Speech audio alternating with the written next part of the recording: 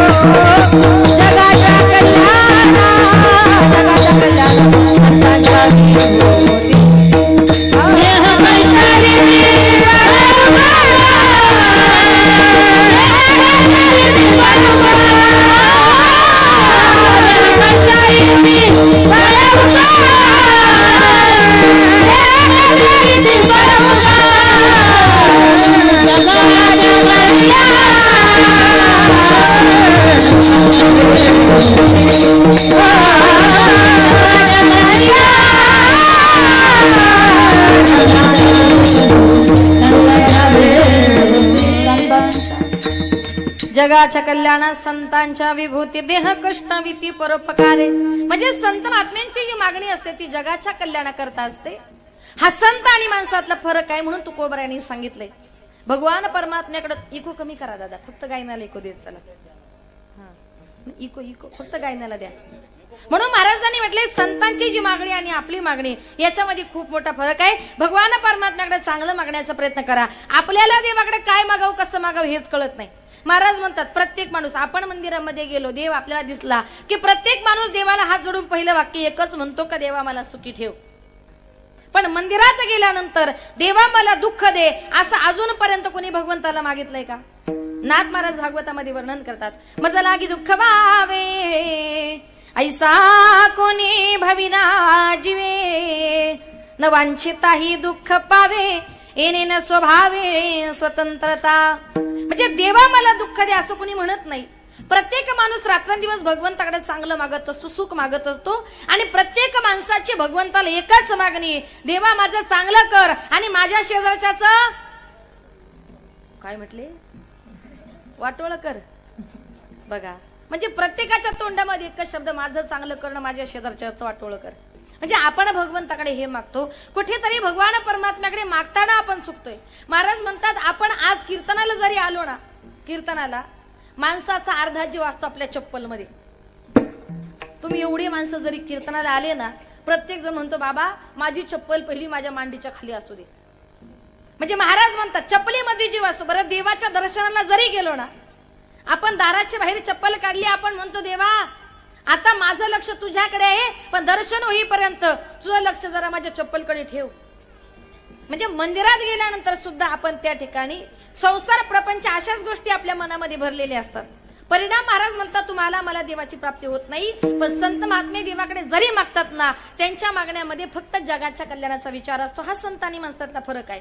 संत महात्मे म्हणतात, रात्रंदिवस देवाचं नामचिंतन करणं आमचा स्वभाव आहे. जन्माला आल्यानंतर प्रत्येक माणसाचा एक स्वभाव असतो, आणि त्या स्वभावाला किती बदलण्याचा प्रयत्न करा, माणसाचा मूळ स्वभाव कधी बदलत. अगदीच आपल्या गावठी भाषेमध्ये जर सांगायचं झालं तर कुत्र्याची शेपटी वाकडी ती तुमच्याकडे आहे ना मन. काथा जळतो, वळ जळत नाही. थोडक्यात काय, माणूस मरतो पण त्याचा स्वभाव कधी चेंज होत नाही. त्याच्याबद्दल एक तुम्हाला सुंदर उदाहरण सांगते. एका गावात एक वैदिन राहत होती. वैदिन माहितीये तुम्हाला? महिला मंडळ वैदिन माहितीये? थोडस मोठ्यानं हो म्हणा ना. पैसे लागतात का बोलायला आमच्यासारखे? तुम्ही सांगाल तुम्हाला बोलायचे पैसे दिले डॉक्टर साहेब, आणि आमचं काय, तुम्हाला थोडे थोडे वाटेल, फक्त बोला. वैदिन माहितीये? बोलत चला, बोलल्यानंतर कीर्तनात जरा चांगलं होतं. बरं, ती वैदिन रस्त्यानं चालली होती. सुया घे, बिब घे, दामन घे, पोत घे. मी नाही बर का वैदिन, तुम्हाला वाटायचं वैदिन आली का काय. ती वैदिन रस्त्यानं चालली होती. सुया घे, बिब घे, दामन घे. तेवढ्यात तिथल्या राज्यातल्या राजाने ऐकलं, अरे आवाज फार गोड येतोय, रस्त्याने नेमकं चाललंय तरी कोण. म्हणून राजानं खिडकीतून डोकावून पाहिलं तर राजाला असं दिसलं, रस्त्यानं जी चालली ती वैदिन आहे, पण तरुण तडफदार ब्युटिफुल अशी मुलगी आहे. राजाने विचार केला की अरे आज तिला तिच्या परिस्थितीमुळे त्या ठिकाणी गावोगावी फिरावं लागतंय, पण हिच्यासारखी सुंदर मुलगी परत त्या राज्यामध्ये बघायला मिळणार नाही. म्हणून राजाने विचार केला, लग्न करील तर हिच्याशीच करणार. कुणाशी? कुणाशी? वैदिनीशी ठरवलं. राजा तसाच तिथून निघाला, तिला आडवा झाला आणि तिला म्हटलं, काय ग, लग्न करतेस का माझ्याशी? ती म्हटली, राजा अरे लाज वाटत नाही का तुला? माझ्याशी लग्न करायचंय, मला का विचारतो? जरा माझ्या बापाला जाऊन विचार. म्हटलं ठीक आहे. राजा तसा तिथून निघाला, तिच्या बापाकडे गेला. सांगितलं, बाबा तुमच्या मुलीबद्दल मला सगळी कल्पना आहे, तुमच्या मुलीशी लग्न करण्याचा मानस आहे, काय म्हणणं आहे तुमचं? बापाने सांगितलं, मुलगी माझी आहे, संसार माझ्या मुलीला करायचा आहे, थोडस जरा मुलीला विचारतो. राजा म्हटलं, काय हो, मगाशी मुलगी म्हणते बापाला विचारा, आता बाप म्हणतो मुलीला विचारतो. तुम्हाला काय मी फुटबॉल वाटलो इकडून तिकडे फेकायला?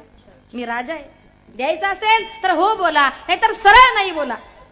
बापाने विचार केला की अरे आपली मुलगी तर रोज गावोगावी त्या ठिकाणी टोपली घेऊन फिरते, बरं आपण कुठे राजाच्या दारात गेलो, स्वतःहून राजा आपल्या दारात आलाय ना. सांगितलं ठीक आहे, माझी मुलगी मी तुम्हाला देतो. म्हटल्यानंतर राजवाड्यामध्ये मोठ्या आनंदानं मोठ्या उत्साहानं दोघांच्या लग्नाचा सोहळा त्या ठिकाणी सुरू झाला. एक 4-5 दिवसापूर्वी गावोगावी फिरणारी वैदिन कोण झाली? राजाची राणी झाली. राजाची राणी झाली, राज दरबारामध्ये गेली. आता राजाची राणी म्हटल्यानंतर कुठलंही काम करायचं नाही, 20-25 दाशा तिची सेवा करण्याकरता फक्त एका जागी बसायचं, अजिबात हालचाल करायची नाही, काय जागेवर ते खायचं. पण आता विचार करा, हिला दिवसभरातून 17 गाव फिरायची सवय, एका जागी बसून गोड लागे ना. बरं, दिवसभरातून 4-5 वेळा पाची पकवाड्याचं भोजन समोर यायचं, ताट समोर आलं का एखाद्या कोपऱ्याला ढकलून द्यायची, आणि 7-8 दिवसाने शिळे तुकडे झाले का कडाकड फोडून खायची, कारण ताजं खाणं हा तिचा स्वभावच नव्हता. आता हिंदू धर्माच्या प्रथेप्रमाणे एक 2-3 महिन्यामध्ये राजवाड्यामध्ये सत्यनारायणाची महापूजा आयोजित करण्यात आली. पूजा वगैरे पार पडली. ननंदबाई पुढे आली, म्हटली वहिनी जरा नाव घ्या. आता नाव घ्या म्हटल्यावर थोडीशी लाजली आणि तिनं नाव घ्यायला सुरुवात केली. नवऱ्याचं नाव होतं हरिश्चंद्र राजा, नवऱ्याचं नाव होतं हरिश्चंद्र राजा. तिनं नाव घ्यायला सुरुवात केली. घेऊ का नाव? महिला मंडळ समोरच बसले, घेऊ बरं मी नाव घेते पण तुम्ही लक्षात ठेवा, एखाद्या लग्नात तुम्हाला एक काम येईल बरं का, नीट लक्षात ठेवा जरा. बरं तिने नाव घ्यायला सुरुवात केली. पांढऱ्या पांढऱ्या दुधाची मऊ मऊ साय, पांढऱ्या पांढऱ्या दुधाची मऊ मऊ साय, हरिश्चंद्र राजाची बायको नाव घेते भाकर वाडगे माय. म्हणजे राजाची राणी जरी झाली तिचा भाकरी मागण्याचा स्वभाव गेला का नाही. एकनाथ महाराज वर्णन करतात, आधी होती दासी हो, आधी होती दासी पट्टराणी केली तिसी, तिचे हिंडणे राहीना मूळ स्वभाव जाईना, तिचे हिंडणे राहीना मूळ स्वभाव जाईना, तिचे हिंडणे राहीना मूळ स्वभाव जाईना, तिचे हिंडणे राहीना मूळ स्वभाव जाईना. आधी होती दासी पट्टराणी केली तिसी, आधी होती दासी पट्टराणी केली तिसी, तिचे हिंडणे राहीना मूळ स्वभाव जाईना, तिचे हिंडणे राहीना मूळ स्वभाव जाईना, तिचे हिंडणे राहीना मूळ स्वभाव जाईना, तिचे हिंडणे राहीना मूळ स्वभाव जाईना. आधी होता वाग्या दैव योगे झाला पाग्या, आधी होता वाग्या दैव योगे झाला पाग्या, त्याचा येळकोट राहिला मूळ स्वभाव जाईना, त्याचा येळकोट राहिला मूळ स्वभाव जाईना, त्याचा येळकोट राहिला मूळ स्वभाव जाईना, त्याचा येळकोट राहिला मूळ स्वभाव जाईना. मनाचं सांगत नाही. एकनाथ महाराजांचं मूळ स्वभाव नावाचं प्रकरण आहे, त्याच्यात सांगितलंय. आधी होती दासी पट्टराणी केली तिसी, तिचे हिंडणे राहीना मूळ स्वभाव जाईना. आधी होता वाघ्या, इथं कोणी वाघ्या नाही ना, दैव योगे झाला पाग्या, त्याचा येळकोट राहीना मूळ स्वभाव जाईना. थोडक्यात काय, माणूस मरतो पण त्याचा स्वभाव कधी चेंज होत नाही. तसंच संत महात्मे म्हणतात, अखंड देवाचं रात्रंदिवस नामचिंतन करणं हा आमच्या वाणीचा त्या ठिकाणी स्वभाव आहे. मग या ठिकाणी तुकोबारायांनी भगवान परमात्म्याकडे मागितलं, नामदेव महाराजांनी मागितलं. नामदेव महाराजांनी शतकोटी अभंगाची प्रतिज्ञा केली. शतकोटी अभंग लिहून तयार झाले, देवासमोर ठेवले. देवानी सांगितलं, नामदेवा तुमची शतकोटी अभंगाची प्रतिज्ञा पूर्ण झाली, या अभंगाच्या मोबदल्यामध्ये तुम्हाला काय मागायचे ते मागून घ्या. नामदेव महाराज म्हटले, देवा शतकोटी अभंगाची प्रतिज्ञा पूर्ण झाली, या अभंगाच्या मोबदल्यामध्ये तुम्हाला द्यायचं असेल तर एकच द्या. काय मागितलं, अकल्प आयुष्य व्हावे तया कुळा, अकल्प आयुष्य व्हावे तया कुळा, अकल्प आयुष्य व्हावे तया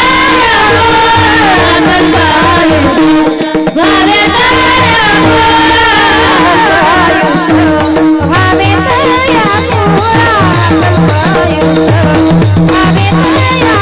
कुळा,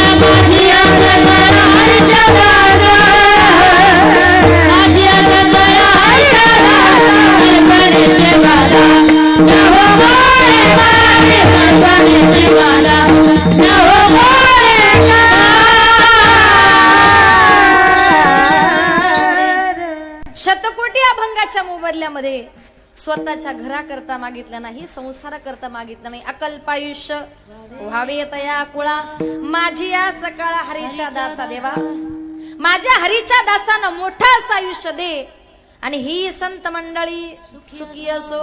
शतकोटी अभंगाच्या मोबदल्यामध्ये वारकऱ्यांचं सुख, संतांचं सुख, वारकऱ्यांकरता मोठं आयुष्य त्या ठिकाणी मागून घेतलं.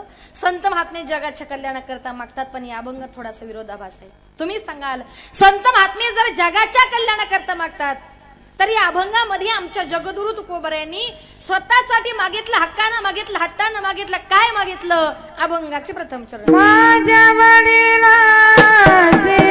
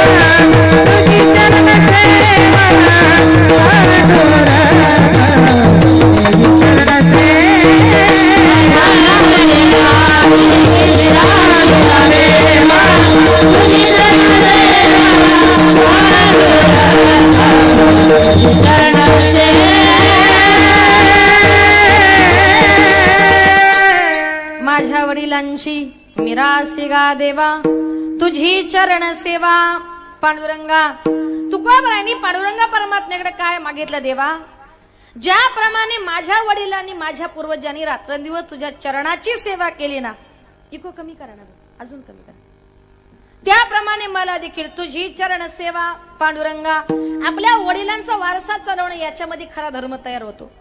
आजही डॉक्टर साहेबांनी एवढा मोठा नाम सप्ताह आयोजित केलाय। हा नाम सप्ताह आयोजित करण्याच्या पाठीमागे नक्कीच त्यांच्या आई वडिलांची पुण्य त्या ठिकाणी असेल आणि म्हणून मग त्यांचे मायबाप धन्य का त्यांच्या पोटी असा पुत्र जन्माला आला। मगाशीच खासदार साहेब म्हटले का डॉक्टर साहेब काही तेवढे पैशावाले नाही पण परमार्थ करण्यापेक्षा पैशाच्या श्रीमंतीपेक्षा मनाची श्रीमंती फार महत्वाची असते। ती श्रीमंती मनाची श्रीमंती असेल तरच माणूस एवढा कार्य करू शकतो। आज वैयक्तिक त्यांनी हा नाम सप्ताह केलाय म्हणून त्यांच्या वडिलांची काहीतरी परंपरा म्हणून माझ्या वडिलांची मिरास गा देवा धर्म कशाला म्हणतात येथ वडील जे जे करती तया नाम धर्म ठेविती ये रते अनुष्ठिती सामान्य सकळ। आपले वडील ज्या चांगल्या धर्माने वागले चांगल्या धर्माचं आचरण केलं त्याला खरा धर्म म्हणतात आणि म्हणून आजही त्यांच्या त्या ठिकाणी वडिलांची परंपरा त्यांच्या घराणीची परंपरा त्यांनी टिकून ठेवली म्हणून तुकोबराय म्हणतात माझ्या वडिलांची मिरास गा देवा तुझी चरण सेवा पांडुरंगा ज्याप्रमाणे माझ्या वडिलांनी केली त्याप्रमाणे मला देखील करायची।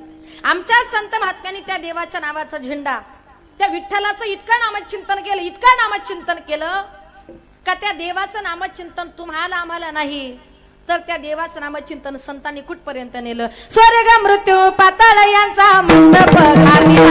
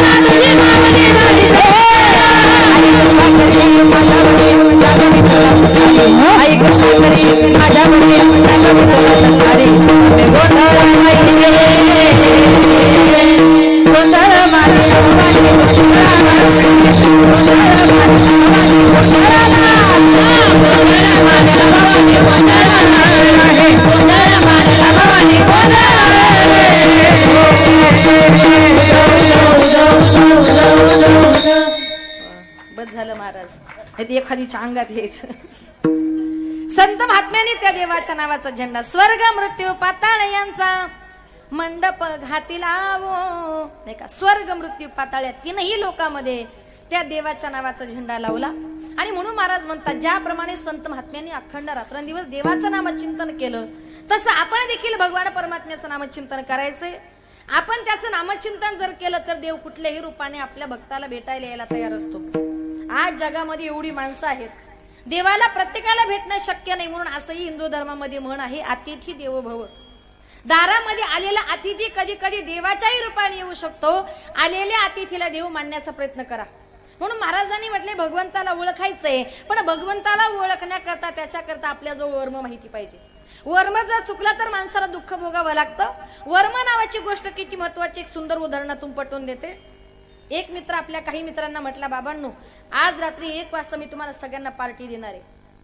मित्र म्हटले, रात्री 1 वाजता पार्टी द्यायचा कुठे टाइम असतो का? अरे तुम्हाला काय करायचंय, 1 वाजता फक्त अमक्या अमक्या हॉटेलमध्ये यायचं काम करा. म्हटले ठीक आहे. आता मित्र म्हटले, अरे पार्टी देणारे पण कशाची सांग तरी. तो म्हटला, कसं आहे ना, माझ्या बायकोनं कालच तिच्या माहेरून चांगली मोठी बकरी आणली. तुमच्याकडे शेळी म्हणतात का बकरी? हो आ काय म्हणतात? दोन्ही पण ना, म्हणजे दोन्ही सांगितल्यावर कळेल ना. बरं, माझ्या बायकोने तिच्या माहेरून काल चांगली मोठी शेळी आणली आणि तिला जर प्रेमानं म्हटलं का बाई पार्टी करायला शेळी दे, ती काय देणार नाही, कारण ती तिच्या बापाच्या घरून आणली. एक तुम्ही माझ्या घरची असती तर मी आणू शकतो, पण स्त्रीनं तिच्या बापाच्या घरून जर काही आणलं ना, असा रुबाब करते ना, बोलून फायदा नाही. मग त्यानं सांगितलं, बघ कसं आहे ना, तिनं तिच्या बापाच्या घरून आणली, त्याच्यामुळे ती प्रेमानं काय देणार नाही. मग तुम्हाला पार्टी द्यायची म्हणजे तिची चोरी करावी लागणार. बरं, चोरी करायची म्हणजे दिवसा ढवळ्या करता येणार नाही. मग याच्यावर उपाय काय? रात्रीच्या टायमाला म्हटलं, माझी बायको मुलं झोपले का मी रात्रीच्या टायमाला ती बघ शेळी चोरून आणणार आणि तुम्हाला पार्टी देणार. म्हटलं ठीक आहे. रात्रीच्या टायमाला हे सगळे मित्र त्याच्या पार्टीची वाट बघत बसले. रात्री 1 वाजता हा घरी गेला, गोठ्यात गेला, त्यानं ती शेळी नेली, कापली, तिची पार्टी बिर्टी केली. सकाळी उठला, आंघोळ बिंघोळ केली, गोठ्यामध्ये गेला. बघतो तर काय, त्या गोठ्यामध्ये शेळी तशीच. बायकोला म्हटलं, काय ग, गोठ्यामध्ये शेळी तशीच कशी काय? बायको म्हटली, अहो त्या शेळीचं मरू द्या, पण रात्री 1 वाजता गोठ्यातून तुम्ही कुत्र्याला कुठं घेऊन गेले होते? कुत्र्याचीच पार्टी केली.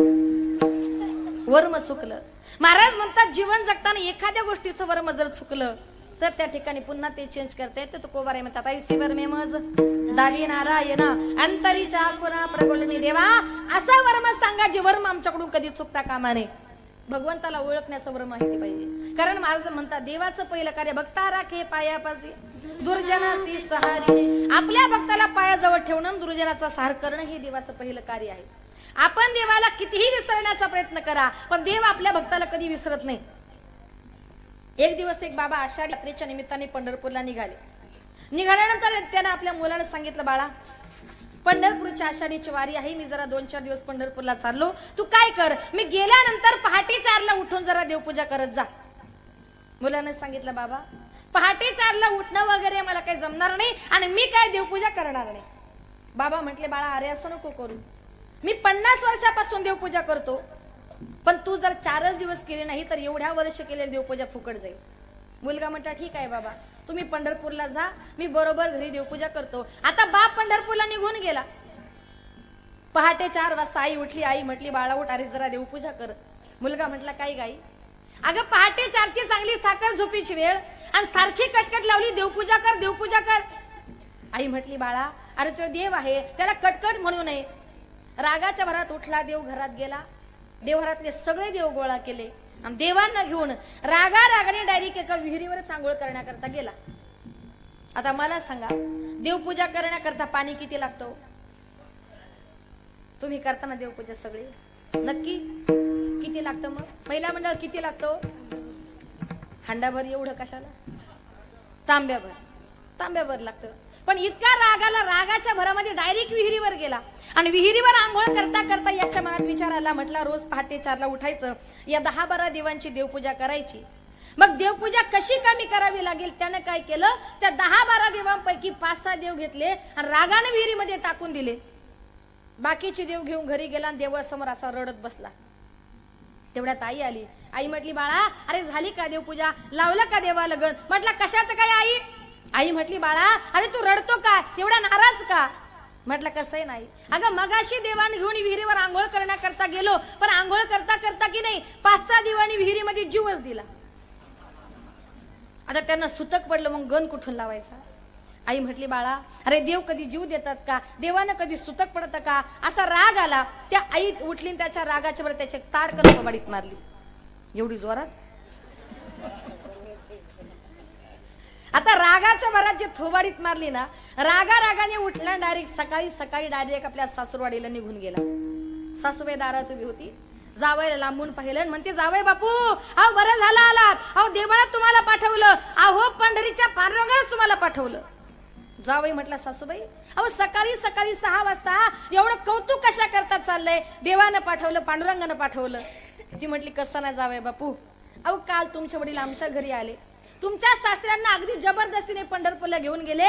आज एकादशी आहे, मला कालपासून चिंता पडली होती, देवपूजा कोण करेल, देवपूजा कोण करेल. म्हटली बरं झालं टाइमावरच आला. म्हटलं तिकडून सुटलो आणि इकडे आलो. बरं दुसऱ्या दिवशी पहाटे 4ला सासूबाईंनी उठवलं. जावयाची देवपूजा म्हटल्यानंतर सासूबाईंनी अगोदरच सुगंधी फुले, सुगंधी अगरबत्त्या, सुगंधी अत्तर, सगळ्या सुगंधी वस्तू ठेवल्या आणि जावई बापून देवपूजा करायला सुरुवात केली. तेवढ्या शेजारी बाई आली. ती म्हटली का हो तुम्ही रोजच देवपूजा करता, पण आज इतका सुगंध कसला येतोय. म्हटली कसं आहे ना, काल आमचे हे पंढरपूरला गेले, योगायोगाने जावई आले, मग जावयाची देवपूजा म्हणजे सगळ्या कशा हायफाय गोष्टी पाहिजे. म्हटली काय ग तुझे जावई देवपूजा पण करतात. म्हटली हो अगदी उत्तम प्रकारे, अगदी छान प्रकारे. मग म्हटली बरं झालं, आमचे हे पण कालच पंढरपूरला गेलेत, जरा तुझी पूजा झाली का माझी पण करायला पाठव. हिने ऐकलं. हा म्हटलं आता काय देवपूजा सोडत नाही, बरं रोज पहाटे 4ला उठायचं, या 2-4 घरची देवपूजा करायची, त्यापेक्षा म्हटलं मीच जातो आणि एखाद्या विहिरीमध्ये जीव देतो. इतका देवपूजेला कंटाळला, रागाच्या भरामध्ये सकाळी सकाळी उठला, रागाने डायरेक्ट विहिरीकडे जीव द्यायला चालला. रागाने चालला, विहिरीजवळ गेला, जीव देणार. शेतकरी म्हटलं अरे थांब, माझ्या विहिरीमध्ये कशाला जीव देतोस, तुला जर कामाचा कंटाळा असेल ना तर माझ्या घरी चल, मी तुला कुठलंच काम सांगणार नाही. 2 टाइम नाश्ता, 2 टाइम जेवण, 2 टाइम चहा, दिवसभर आराम, फक्त एकच काम करायचं, रोज पहाटे 4 वाजता उठून देवपूजा. म्हणजे तुम्ही जीव जरी द्यायला गेले ना, महाराज म्हणतात देवतारी त्याला कोण मारी. तुकोबाराय म्हणतात बाबानो देवाची टाळटाळ करण्यापेक्षा आपुला तो एक देव करुणी गावाते नवीन जीवा सुख न हे. आपुला तो एक देव करुणी गावाते नवीन जीवा सुख न हे. आपुला तो एक देव करुणी गावाते नवीन जीवा सुख न हे. आपुला तो एक देव करुणी गावाते नवीन जीवा सुख न हे. आपुला तो एक देव करुणी गावाते नवीन जीवा सुख न हे. आपुला तो एक देव करुणी गावाते नवीन जीवा सुख न हे. आपुला तो एक देव करुणी गावाते नवीन जीवा सुख न हे. आपुला तो एक देव करुणी गावाते नवीन जीवा सुख न हे.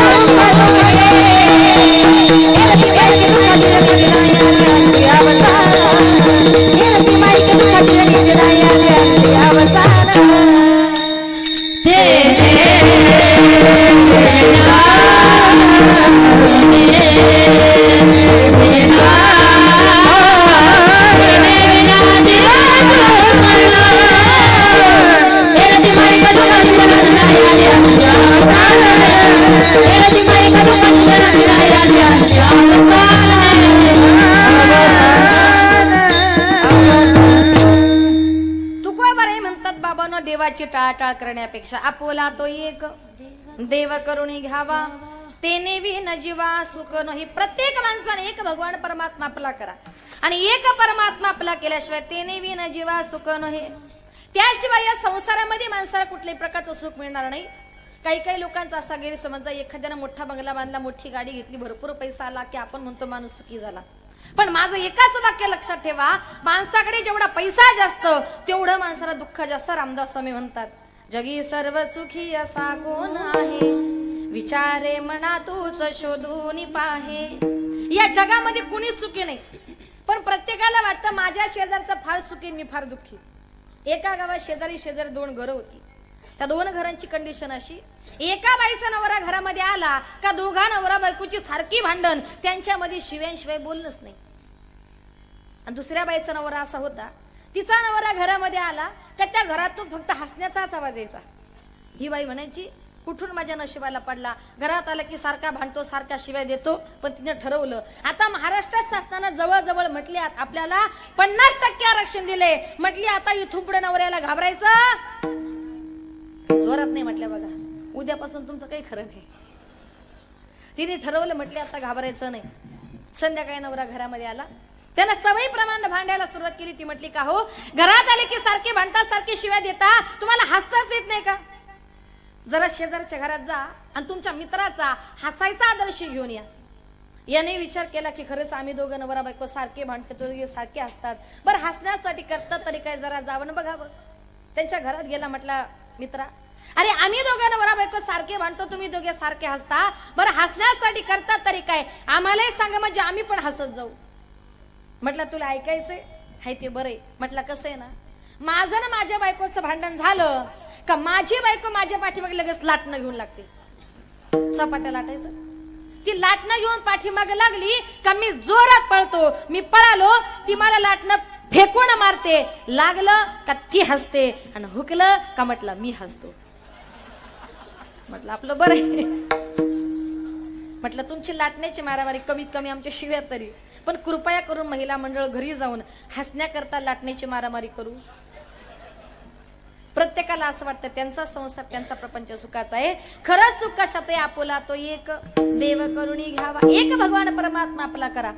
आणि म्हणून महाराजांनी सांगितलं, जन्माला आली तुकोबाराय म्हणतात, माझ्या वडिलांची मिरासी गा देवा तुझी चरण सेवा पांडुरंगा. भगवान परमात्म्याकडे मागायचे चांगलं मागा. बरं मागावं कसं? तुकोबारायांच्या आई वडिलांसारखं. तुकोबारायांच्या आई वडिलांनी मागितलं तरी काय, तुकोबारायांचे वडील बोललो बा प्रत्येक एकादशीला पंढरपूरला जायचे. एक दिवस कनकाई माता म्हटली, महाराज तुम्ही दर एकादशीला पंढरपूरला जाता, मला एकदा तरी तुमच्या बरोबर न्या. बोलोबानी स्पष्ट नकार दिला. ती म्हटली का नेणार नाही? बोलोबानी सांगितलं, बघ आपल्या घराण्याची परंपरा अशी आहे, काही न मागणे कोणासी तोच्या वडे देवासी, काही मागणे ही आम्हा अनुचित वडिलांची रीत जाणत असे. भगवंताकडे काही मागायचं नाही, आमच्या घराण्याची परंपरा. आणि त्यातल्या त्यात स्त्रियांचा स्वभावच असलाय, कुठल्याही मंदिरात जा मागणं मागितल्याशिवाय बाहेर यायचं नाही. आणि तुला जर मी पंढरपूरला जर नेलं, तू पांडुरंगाकडे काहीतरी मागशील म्हणून मी तुला नेत नाही. ती म्हटली, महाराज तेवढा विश्वास नाही का? तुम्ही म्हणताय ना नाही मागायचं, नाही मागणार देवाकडं, पण कमीत कमी मला एकदा तरी घेऊन चला. तिच्या हट्टानुसार बोल्लभ आणि कनकाई दोघं जण पंढरपूरला गेले. पहिलं दर्शन बोल्लभाने घेतलं, नंतर कनकाई माता गेल्या. नवऱ्याने सांगितल्याप्रमाणे फक्त देवाच्या चरणाचं दर्शन घेतलं, मागे फिरली.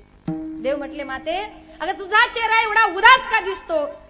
पटकन मागे फिरली, म्हटली, देवा अरे उदास का दिसतो? मला उलट विचारतो, अरे लग्नाला किती वर्ष झाले, अरे मुलबाळ होत नाही मला. घरी काय म्हटली होती मागणार, पण तिथं गेल्यावर मागितलंच. देव म्हटले, माते अगं नाराज होऊ नको, एवढी का नाराज होते? अगं जा तुला मुलगा होईल. कितीतरी वर्ष मुलगा होत नव्हता, देवानं मुलगा होईल म्हटल्याबरोबर अशी हसत हसतच बाहेर गेली.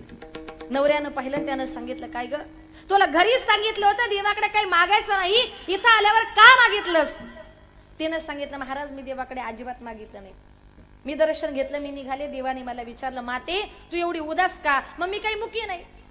मी देवाला उत्तर दिले की माझी कुस पवित्र नाही. मग देवाने काय सांगितलं? देवाने सांगितलं, माते अगं जा तुला मुलगा होईल. अरे नुसता मुलगा होईल, आता मागून मागितले ना, परत विठ्ठलाकडे जा आणि त्या देवाला सांग, तुला जर आम्हाला जर मुलगा द्यायचा असेल ना तर असा मुलगा दे, ऐसा पुत्र दे पुत्र दे.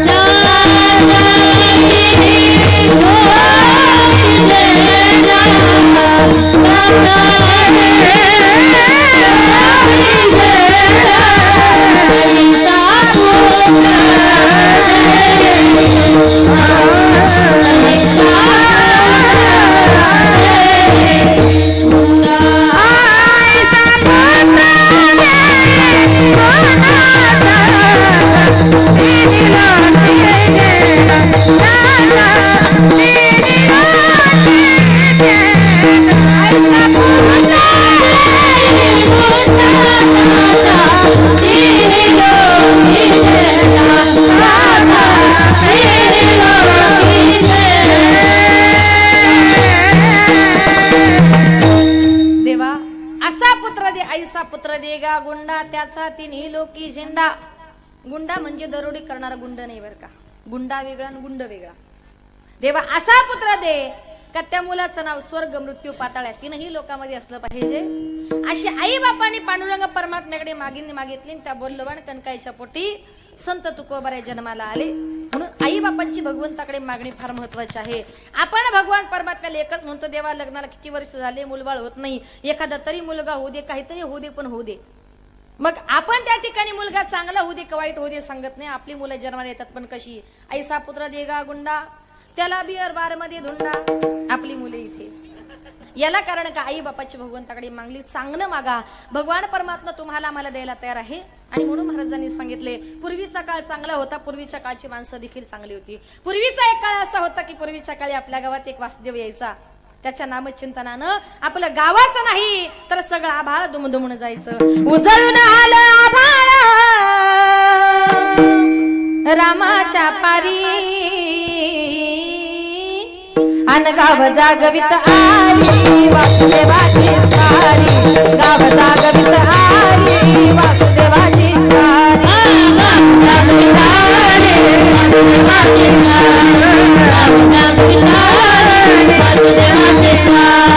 सूर्या संगाई शानर प्रयंकार गांधार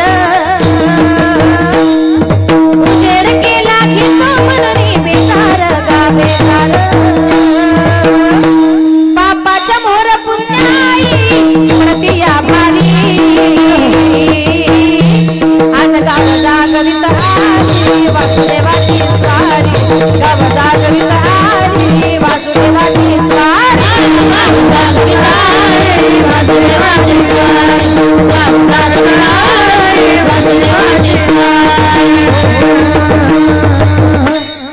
कोंबडा बोलतो ग कोंबडा बोलतो ग उगवतीच्या डोईवरी तुरा सूर्याचा डोलतो ग. नारायणाचं रूप घेऊन धरतीला गा धरतीला वीर सर्विन चांग संपवीरा केला गा रातीला. ही चित्त कल्याणा ताई असा विचारी अन गाव जागवित आली वासुदेवाची स्वारी. गाव जागवित आली वासुदेवाची स्वारी.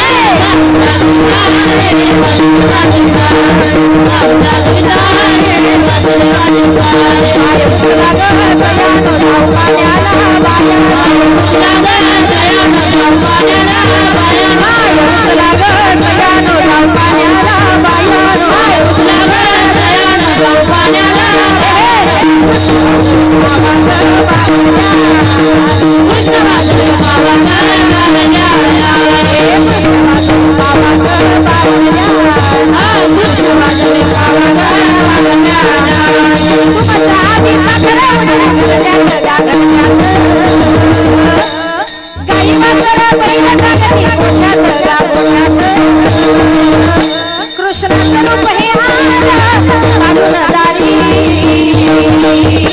अन गाव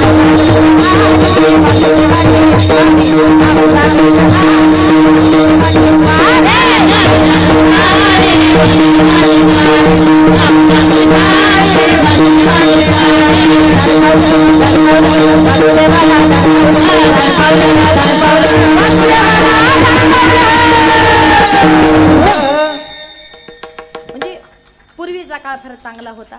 पूर्वीच्या काळचे संस्कार चांगले होते, पूर्वीच्या काळची माणसं चांगली होती. आणि म्हणून महाराजांनी म्हटले वासुदेव जर आपल्या दारात आला, आत्ताच्या काळामध्ये वासुदेव फक्त पुस्तकात दाखवायचा बाळा याला म्हणतात वासुदेव.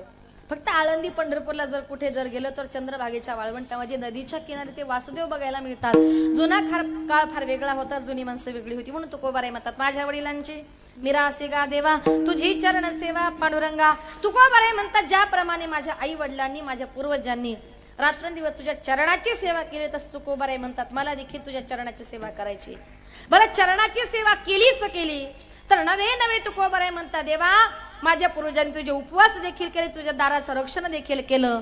हेच तुकोबाराय अभंगाच्या दुसऱ्या चरणामध्ये उपवास पार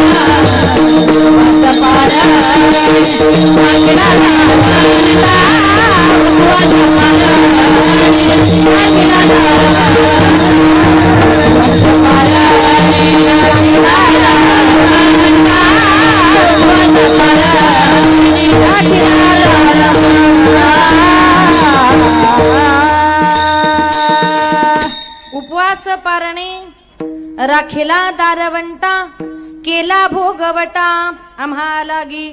तुकोबाराय त्या ठिकाणी म्हणतात आमच्या पूर्वजांनी उपवास केले. आता उपवास या शब्दाचा अर्थ काय? आपल्या भाषेमध्ये उपवास म्हणजे काय? ते एकादशीच्या दिवशी खिचडी खाणं, फळं खाणं, भगर खाणं, आमटी खाणं, त्याला म्हणतो आपण उपवास. पण खऱ्या उपवासाचा अर्थ काय? आपले उपवास म्हणजे कसे? एकादशी करा आणि पुढे काय म्हणतात का तुमच्याकडे? काय म्हणतात? बकरीवाणी म्हणतात का नाही? म्हणजे आपली एकादश अशी.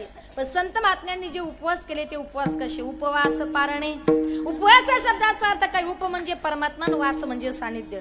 महाराज म्हणतात ज्या देवाचा उपवास केलाय ना त्या देवाच्या जवळ बसून रात्रंदिवस त्याचं नामचिंतन करणं त्याला उपवास म्हणतात. राखिला दारवंटा, तुझ्या नावाचं भजन पूजन केलं, तुझ्या दाराचं रक्षण केलं, केला भोगवटा आम्हा लागी. तुकोबाराय म्हणतात जसं त्यांनी केलं तसं तुम्ही देखील करा, तुमचा उद्धार त्याच्यामध्ये आहे. महाराजांनी सांगितलं ज्या कलियुगामध्ये आपला जन्म झालाय ना, कली पापाची समूर्ती भयंकर अशी या कलियुगात महाराज म्हणतात आपला जन्म झाला. आणि या कलियुगामध्ये आपली भाषा अशी आहे, लोक एका अर्थाने बोलतात ना, लोक त्याचा दुसराच अर्थ घेऊन पळतात. थोडस आपल्या भाषेबद्दल सांगते का लोक त्याचा गैरअर्थ कसा करतात. एका गावात एक माणसाला जरा अर्जंट फोन करायचा होता, तो पळत पळत दुकानात गेला. म्हटला दुकान मालक मला पटकन तुमचा मोबाईल द्या, मला जरा माझ्या घरी अर्जंट फोन करायचा आहे.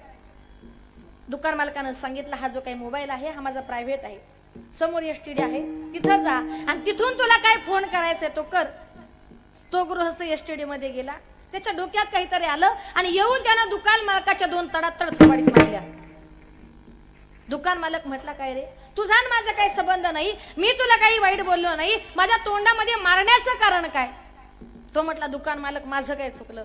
दुकान मालक म्हटला अरे विनाकारण मारलं वरून म्हणतो माझं काय चुकलं? तो म्हटला बघ दुकान मालक मी तुम्हाला प्रामाणिकपणे म्हटलं तुमचा मोबाईल द्या, तुम्ही मला म्हटले एसटीडीत जा. बरं मी एसटीडी मध्ये गेलो होतो पण तिथं असं लिहिलंय प्रथम 2 लावा आणि मग फोन लावा, म्हणून तुमच्या 2 लावण्याकरता मागं आलो. म्हणजे लोक आपल्या बोलण्याचा काय अर्थ घेतील याची गॅरंटी नाही. एक दिवस एक माणूस हॉटेलमध्ये गेला आणि म्हटलं मला पटकन एक बटाटवडा द्या. बटाटवडा माहिती ना, बटाटवडा द्या म्हटला. त्या ठिकाणी तो खायला बसला आणि त्यानं काय केलं, त्या बटाटवड्याचं वरचं पीठ काढून टाकलं आणि मधला बटाटा खायला सुरुवात केली. शेजारचा माणूस म्हटला, काय रे, या परिसरातला एवढा प्रसिद्ध बटाटवडा आणि त्याचं वरचं पीठ काढतोय, मधले बटाटे खातोय, अरे कशाला 10 रुपये घातले, घरी जाऊन बटाटेच खा ना. म्हटलं ग बस, तुला काय कळतं का? म्हटलं काय झालं? म्हटलं कसं आहे ना, माझी तब्येत बरी नाही, मी कालच डॉक्टरांकडे गेलो होतो आणि डॉक्टरांनी मला असं सांगितले, बाहेरचं काही खायचं म्हणून वरचं पीठ काढतो ना आतला बटाटा खातोय. म्हणजे लोक आपल्या बोलण्याचा काय अर्थ घेतील, कसा अर्थ घेतील याची गॅरंटी नाही. म्हणून महाराजांनी सांगितले, ज्या काळामध्ये आपला जन्म झालाय, महाराज म्हणतात आमचा भगवान परमात्मा थोर प्रेमाचा भूकेला, थोर प्रेमाचा भूकेला, थोर प्रेमाचा भूकेला, थोर प्रेमाचा भूकेला, थोर प्रेमाचा भूकेला, थोर प्रेमाचा भूकेला, थोर प्रेमाचा भूकेला, थोर प्रेमाचा भूकेला, थोर प्रेमाचा भूकेला हाची दुष्काळ तयाला, थोर प्रेमाचा भूकेला हाची दुष्काळ तयाला, हाची दुष्काळ तयाला, थोर प्रेमाचा भूकेला, थोर प्रेमाचा भूकेला, थोर प्रेमाचा भूकेला हाची दुष्काळ तयाला, थोर प्रेमाचा भूकेला हाची दुष्काळ तयाला, हाची दुष्काळ तयाला, थोर प्रेमाचा भूकेला, थोर प्रेमाचा भूकेला, थोर प्रेमाचा भूकेला, थोर प्रेमाचा भूकेला हाची दुष्काळ तयाला. माझा भगवान परमात्मा आपल्या भक्ताच्या फक्त प्रेमाचा भूकेलेला आहे. मनापासून भगवंतावर प्रेम करा, भगवान परमात्मा तुम्हाला आम्हाला प्रत्येकाला द्यायला तयार आहे. एक दिवस असं झालं, पंढरपूरच्या आषाढीची वारी जवळ आली होती.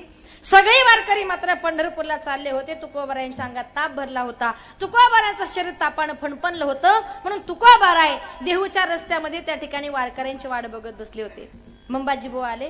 मंबाजीबा म्हटले, तुकाराम महाराज हो, अंगामध्ये इतका ताप भरलाय, शरीर तापानं फणफणलंय, रस्त्यामध्ये कशा करता बसलात?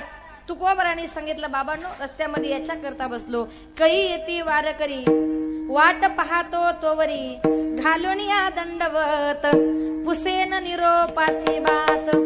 माझे वारकरी कधी येतील, त्यांना मी दंडवत कधी घालेल आणि माझा निरोप मी त्यांना कधी सांगेल, त्याच्याकरता रस्त्यामध्ये बसलो.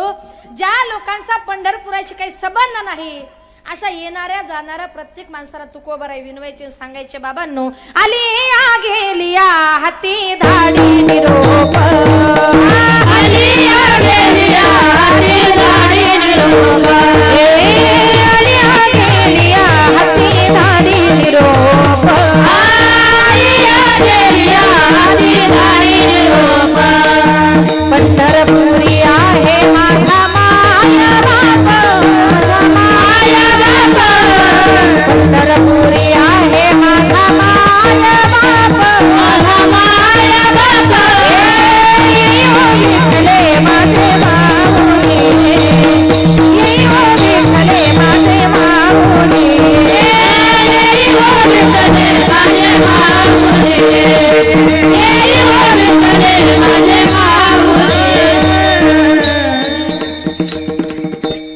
ज्या लोकांशी पंढरपुराचा काही संबंध नाही, आलिया गेलिया हाती धाडी निरोप सांगायचं, बाबांनो पंढरपूरला चाललेत का, देवाला माझा निरोप सांगा. वचन आहे का कमळापती, माझी रंकाची विनंती कर जोडितो कथे काळी, आपण असावे जवळी, माझी भाकावी करुणा विनवा पंढरीचा राणा.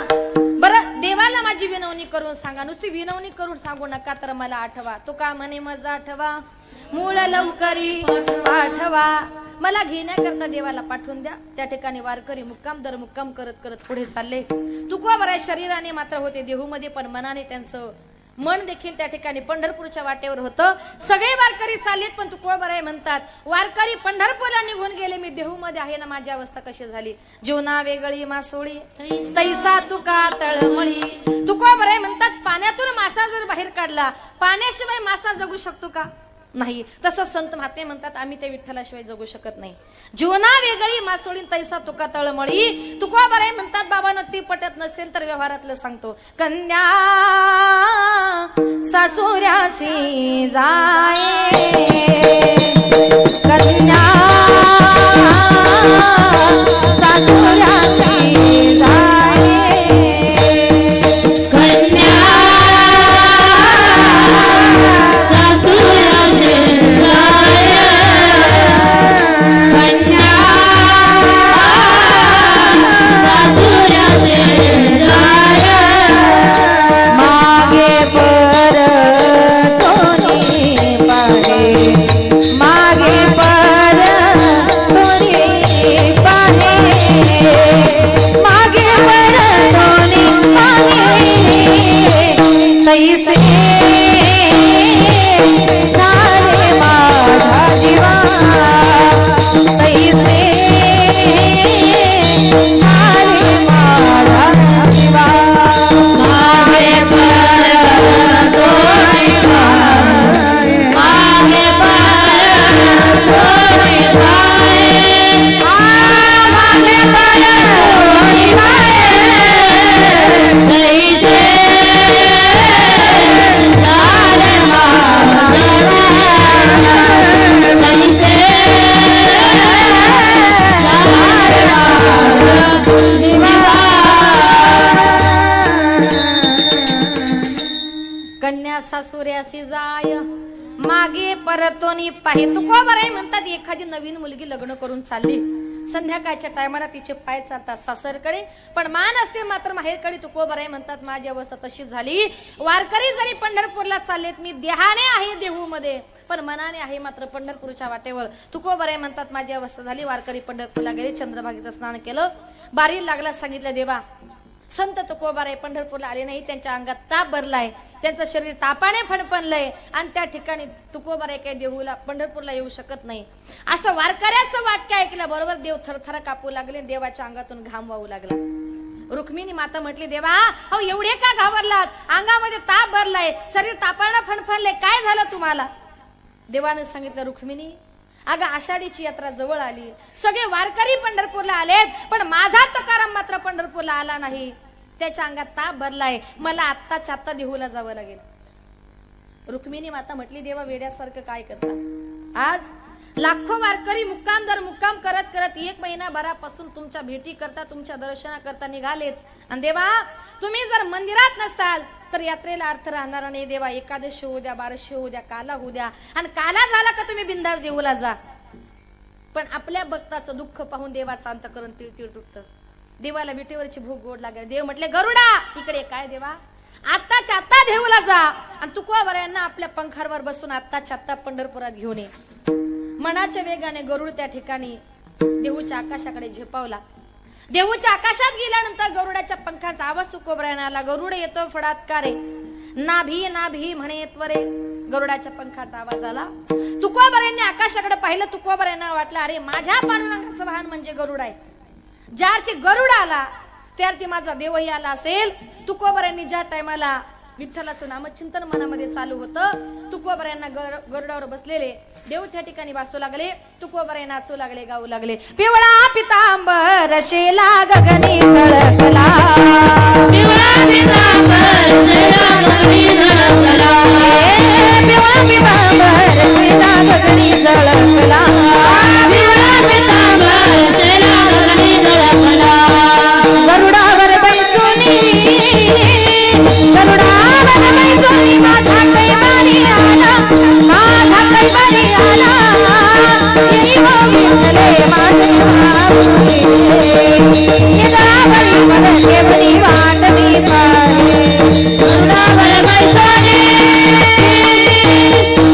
गरुडावर बैसोनी माझा कैवारी आला, माझा कैवारी आला. देव विठ्ठले माझे माऊली, देव विठ्ठले माझे माऊली. पिवळा पितांबर कैसा गगनी झळकला, गरुडावर बैसोनी माझा कैवारी आला. देव भासू लागले. त्या ठिकाणी गरुड खाली उतरला आणि त्या ठिकाणी तुकोबऱ्यांच्या पाया पडला. बघतो तर काय गरुड एकटाच होता. तुकोबरे गरुडाच्या पाया पडतात आणि म्हणतात, गरुडाचे पायी, गरुडाचे पायी, गरुडाचे पायी ठेवी वेळोवेळा डोई, वेगी आणावा तो हरी, आणावा तो हरी, वेगी आणावा तो हरी, मज दिना देव धरी, वेगी आणावा तो हरी, आणावा तो हरी. तुकोबरे म्हटले, गरुडा अरे एकटा का आलास, माझ्या देवाला का नाही आणलं? गरुड म्हटलं, महाराज त्याच्याच करता आलोय. देवाने सांगितलं तुकोबरायांना आपल्या पंखांवर बसून आत्ताच्या आता पंढरपूरला घेऊन ये. पण तुकोबराय म्हटले, गरुडा तू म्हणजे माझ्या देवाचं वाहन आहेस आणि तुझ्यावर बसण्याचा अधिकार फक्त माझ्या पांडुरंगाला आहे. तुझ्या अंगावर मी बसणं म्हणजे माझ्या देवाच्या अंगावर बसण्यासारखे आहे. म्हणून गरुडा मी तुझ्या पाठीवर बसून पंढरपूरला येत नाही. तू पंढरपूरला जा आणि देवाला सांग, देवा तुकोबराय पंढरपूरला येत नाही, तुम्हालाच भेटण्याकरता देऊला बोलवले. किती अधिकार असेल. आपण सांगू का देवाला आमच्या घरी या? सांगायची हिंमत नाही.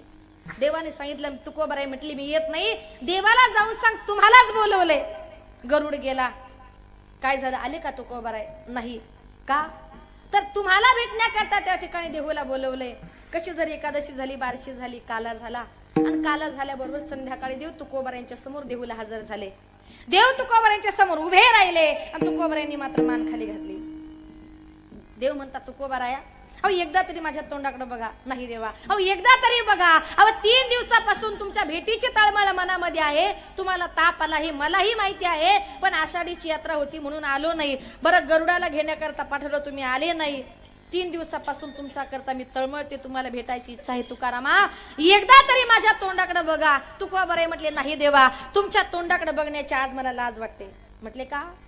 तर तुकोबराय म्हटले, देवा अरे आज माझ्या वंश परंपरेची 7 पिढ्यांची वारी, आज तू आषाढीची वारी तू चुकवलीस, म्हणून मला तुझ्या तोंडाकडे बघण्याची लाज वाटते. हे तुकोबराय अभंगाच्या शेवटच्या चरणात सांगतात.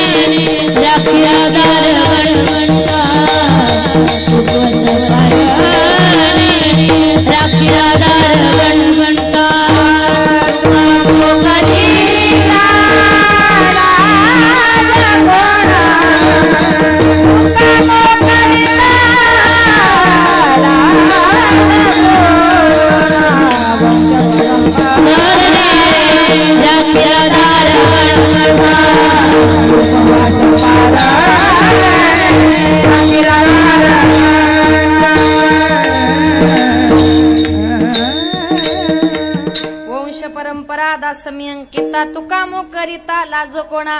तुकोबराय म्हटले, देवा माझ्या वंश परंपरेच्या 8 पिढ्यांची वारी तू चुकवलीस, याच्यामध्ये लाज माझी गेली नाही. एखाद्या बाईची साडी फाटली, लुगडं जर फाटलं, ती बाई रस्त्यानं चालली, लोक म्हणतात बायको कोणाची? तुका म्हणे नग्न भाज तरी ते लाज स्वामीसी.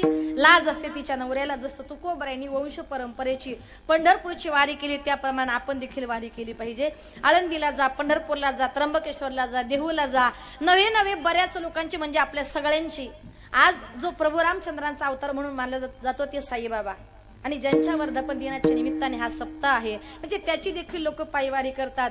ज्या टायमाला साईबाबाचे भक्त त्याला खांद्यावर घेतात आणि काय म्हणतात, तुला खांद्यावर घेईन, तुला पालखीत मिरवीन, तुला खांद्यावर घेईन, तुला पालखीत मिरवीन. साईबाबा मी शिर्डीला पायी चालत येईन, साईबाबा मी शिर्डीला पायी चालत येईन, साईबाबा मी शिर्डीला पायी चालत येईन, साईबाबा मी शिर्डीला पायी चालत येईन. पायी चालत नेन या श्रद्धा समोरी वाला, पायी चालत नेन या श्रद्धा समोरी वाला.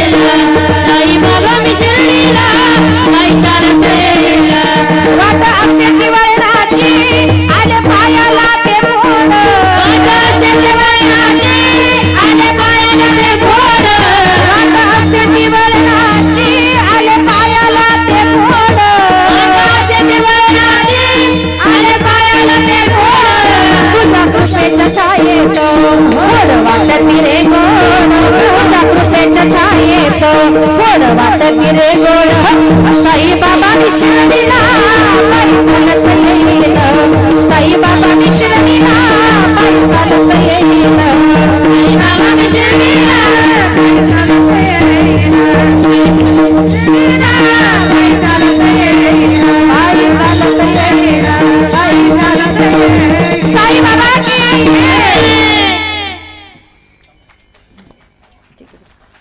आता या ठिकाणी सर्वांनी मोठ्या प्रेमाने हाताने टाळी आणि मुखाने एकदा परमेश्वराचं नामचिंतन करा. विठोबा रखोबा रखोबा रखोबा रखोबा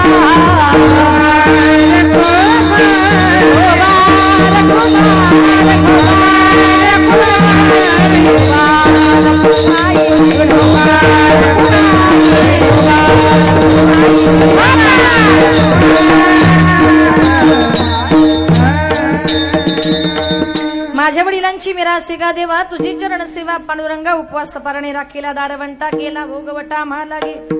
आता या ठिकाणी माझ्या अल्पमतीप्रमाणे अभंगाचा धावता भावार्थ आपल्या समोर मांडण्याचा प्रयत्न केला. कार्यक्रमाची वेळ संपत आली आहे, जास्त वेळ घेणार नाही, पण थोडंसं जाताना प्रबोधनाविषयी बोलते. एके ठिकाणी संत तुलसीदास सांगतात की माते तुला जर मुलाला जर जन्म द्यायचा असेल तर अशा मुलाला जन्म दे. तो मुलगा छत्रपती शिवाजी राजासारखा शूर असला पाहिजे, तो हनुमंतरायांसारखा भक्त असला पाहिजे आणि तो बळीराजासारखा दाता असला पाहिजे. असा चांगला पुत्र माते तुला जर जन्माला जर घालता येत नसेल ना, जननी जनेस भक्त बने दाता बने या शूर नाही तो बरी वांज भली क्यू खाईया नूर. माते जन्म द्यायचा असेल तर चांगल्या मुलांना जन्म दे. जीवन जगताना आई वडिलांच्या आपल्या गर्भावर आपल्या मुलांवर चांगल्या प्रकारे संस्कार महत्वाचे. पण आताच्या काळामध्ये काही काही माताच अशा आहेत का त्यांना आपल्या गर्भावर आपल्या मुलांवर संस्कार कसे करावे हे माहित नाही. त्या माता काही करतात, 1-2 महिने झाले गरोदर राहिल्या, डॉक्टर काय सांगणार तुम्हाला आरामाची गरज आहे. मग गरोदर राहिल्यावर आराम करायला कुठं जायचं? महिला मंडळ माहेरी. बरं माहेरी गेल्यावर आपल्याला करमणुकीचं साधन काय?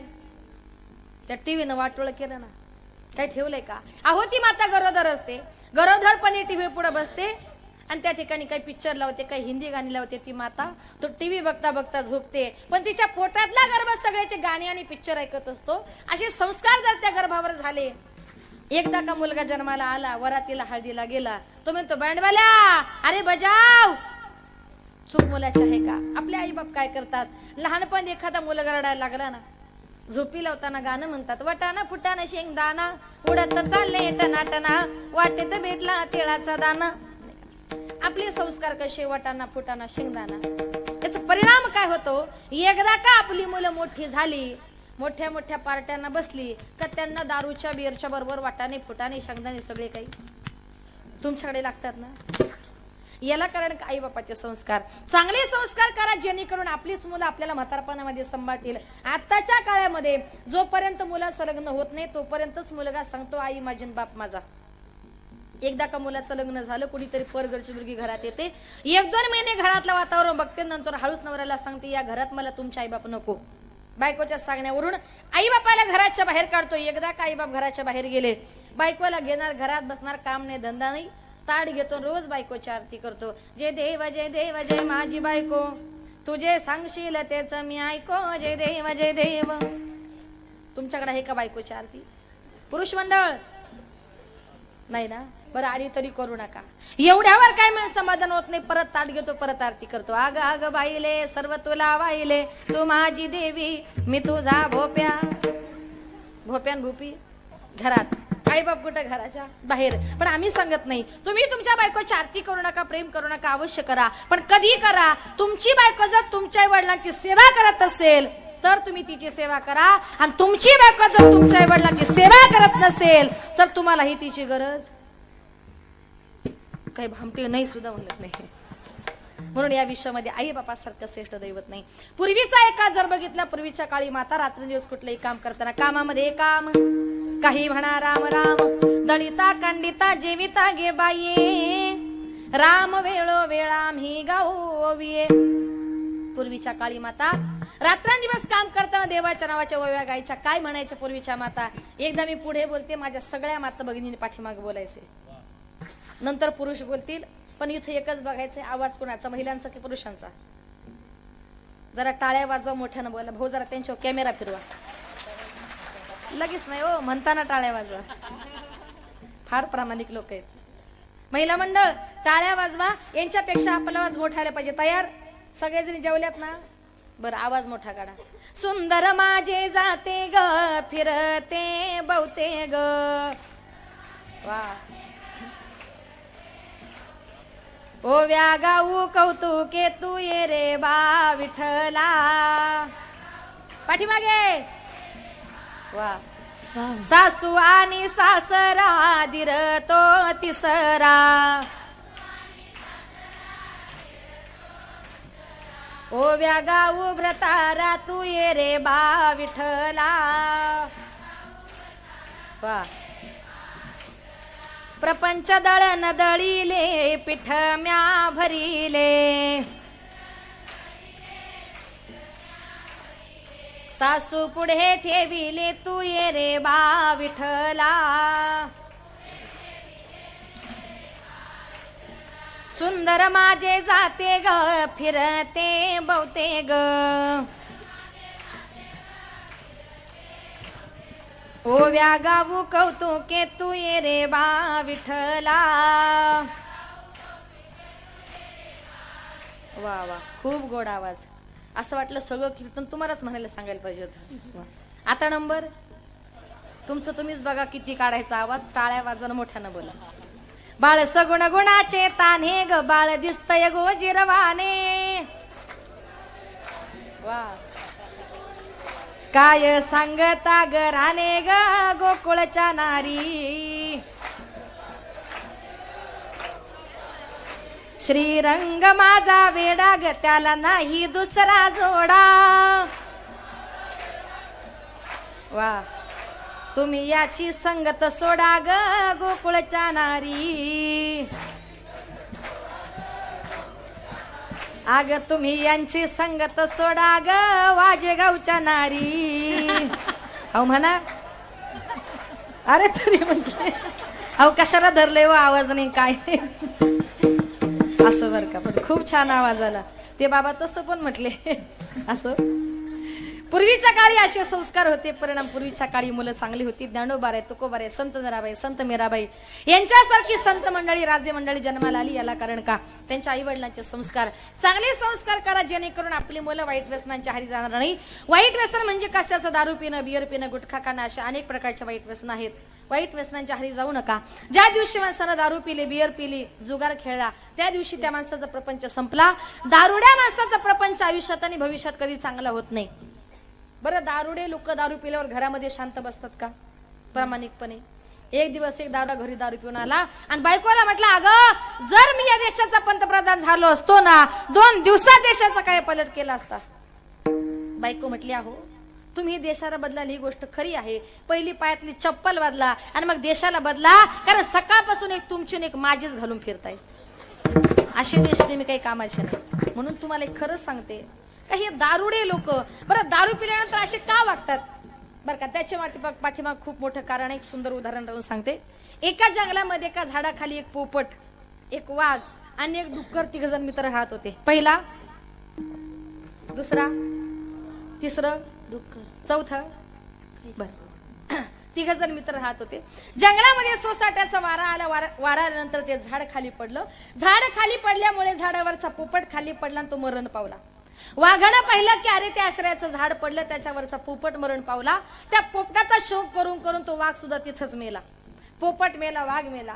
डुकरानं पाहिलं की अरे या जंगलातले माझे 2 जवळचे मित्र गेले, ते आश्रयाचं झाड सुद्धा पडलं. या जंगलामध्ये माझा जगून फायदा तरी काय? म्हणून त्या दोघांचा शोक करून करून ते डुक्कर सुद्धा मेलं.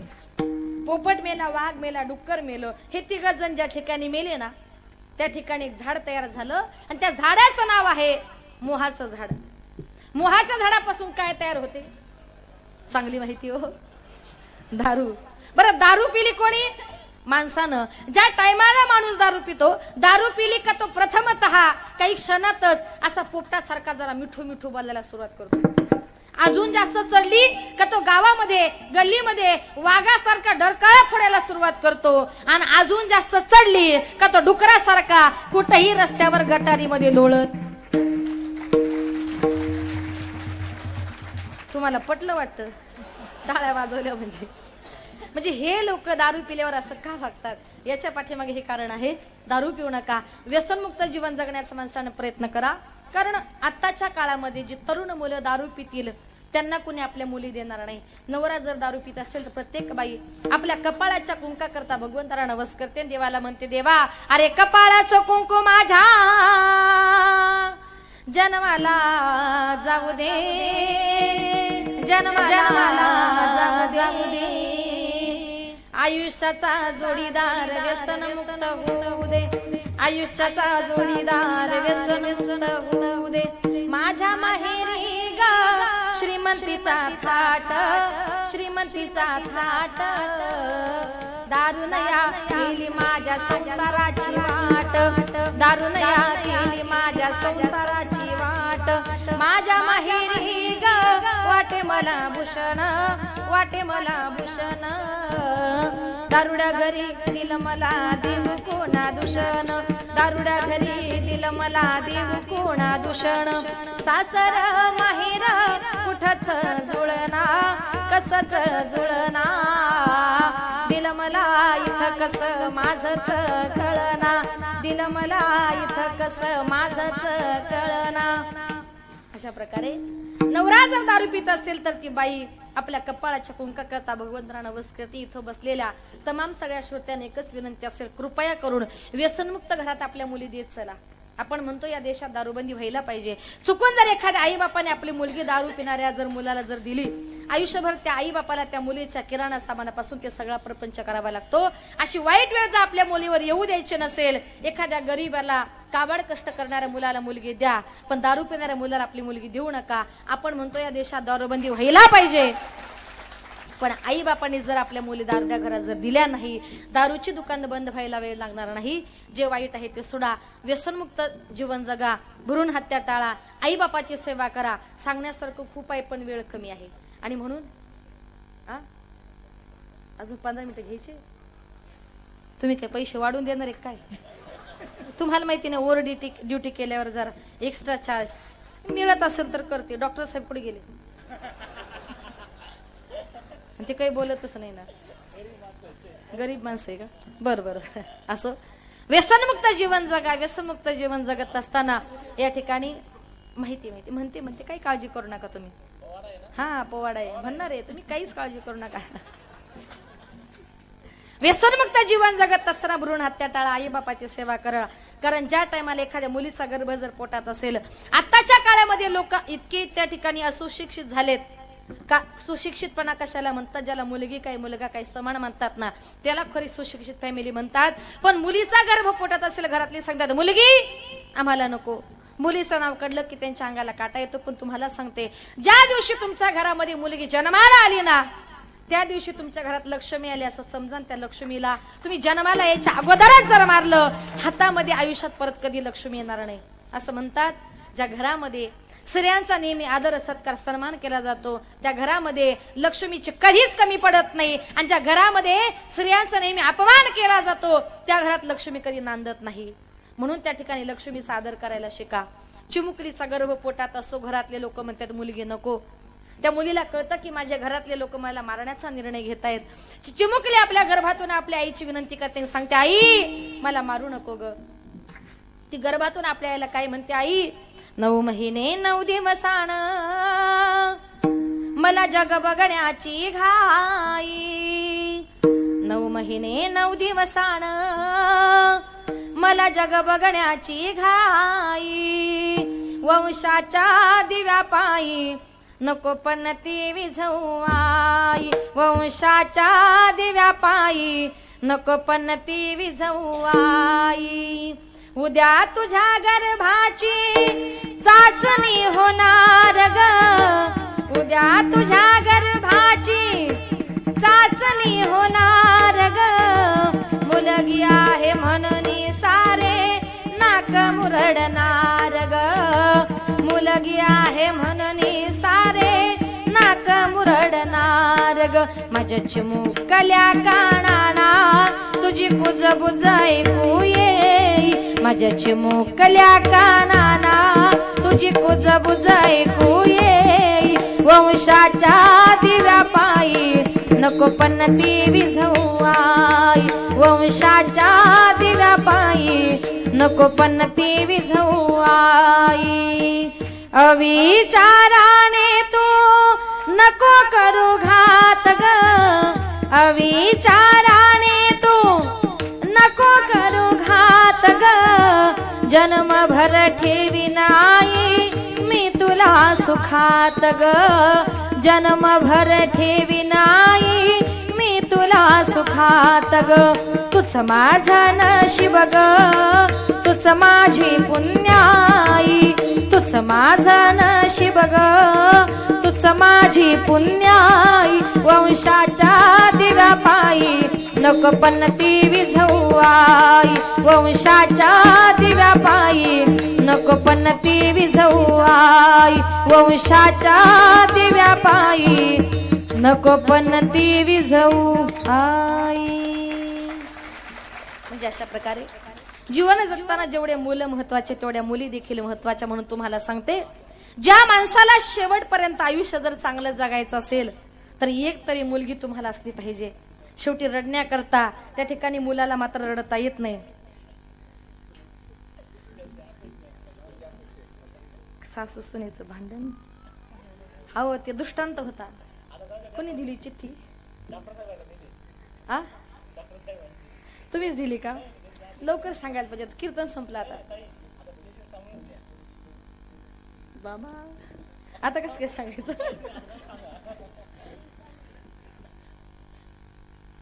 बरं बरं बरं ठीक आहे. तर कार्यक्रम त्यांचा आहे म्हटलं सांगायला लागणार नाही तर पाकिट कमी व्हायचं. बरं असो म्हणून या ठिकाणी आपण कुठे आलो होतो की जीवन जगताना भ्रूण हत्या करू नका.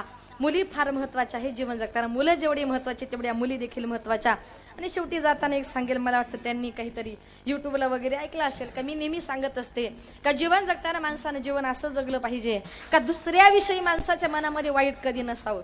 थोडक्यात काय दुसऱ्यासाठी खड्डा खोदला की आपणच त्या खड्ड्यात जाऊन पडत असतो. आपण काय म्हणतो मी त्याच्या तोंडाला काळं लावल्याशिवाय राहणार नाही. त्याच्या तोंडाला काळं लावायचे प्रथम आपले हात काळे होतील नंतर त्याचं तोंड काळं होईल नाही का. म्हणजे दुसऱ्याचं वाईट करायला गेलं की आपलं वाईट त्या ठिकाणी होतं. त्याच्याबद्दल एक तुम्हाला सुंदर उदाहरण सांगते. डॉक्टर साहेबांची इच्छा. एका गावात दोघ जण नवरा बायको राहत होते आणि त्याच्यामध्ये फक्त त्याची आई होती. आता त्याच्या आईमध्ये असल्यानंतर त्याची बायको म्हटली काय हो आपण दोघं नवरा बायको बरं आपल्या पोटी मूळबाळ नाही तुमची आई म्हातारी एकटीच आहे बरं हिच्या पायी कुठं 4 दिवस गावाला जाता येत नाही कुठं 4 दिवस मुक्कामी राहता येत नाही या म्हातारीचा उपयोग तरी काय. तो म्हटला मग काय करायचं. ती म्हटली असं करा तुमच्या आईला आपल्या गावाच्या बाहेर आपली चांगली शेती आहे इको कमी करा भाऊ आणि त्या शेतीचं राखण करायला म्हणून तिथं म्हातारीला एक झोपडी बांधून द्या. बायकोच्या सांगण्यावरून त्या ठिकाणी या मुलांना आपल्या आईला शेतामध्ये एक झोपडी बांधून दिली आणि एकटीच आई झोपडीमध्ये राहू लागली. आता परिणाम असा झाला मुलगा सकाळी कामाला चालला की आईला डब्बा घेऊन जायचा.